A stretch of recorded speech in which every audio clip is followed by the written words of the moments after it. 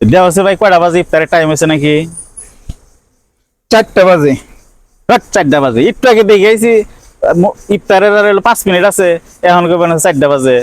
এখন 4টা বাজে। মোবাইল নষ্ট তোমার, মোবাইল নষ্ট হয়ে গেছে, মোবাইল ঠিক করবা নিয়ে কাল আজকে নিয়ে ঠিক করবা। একটু আগে দেখছি আমি কয়টা বাজে, এখনো কইতেছে 4টা বাজে। আপনার রোজা লাগছে এই কারণে। হ্যাঁ রোজা রাখছে, রোজা আমরা থাকি না, আমরা ডেইলি রোজা থাকি। ঠিক আছে, তোমার মিয়া মোবাইল ঠিক করবা, ভাই মোবাইল ঠিক করো। ঠিক আছে, ঠিক আছে ভাই, আপনি একটু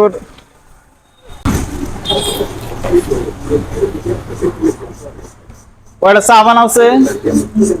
চা বানাবো ভাই, আপনি রোজা না?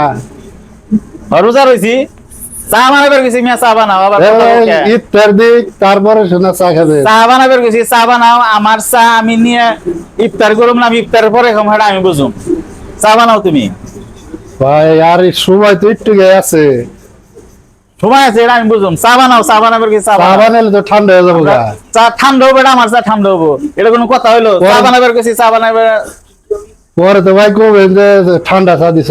ঠান্ডা চাই খামো, আমার চা আমি ইফতারের পরে খামো, দরকার হয় ইফতার ঠান্ডা হবো। এই যে ভাই নেন, হ্যাঁ এই চা আমি নিয়ে যাবো, এটা আমি ইফতারের পরে খামো, ঠান্ডা গিয়া সমস্যা কি? রোজা নাই গেছে গা।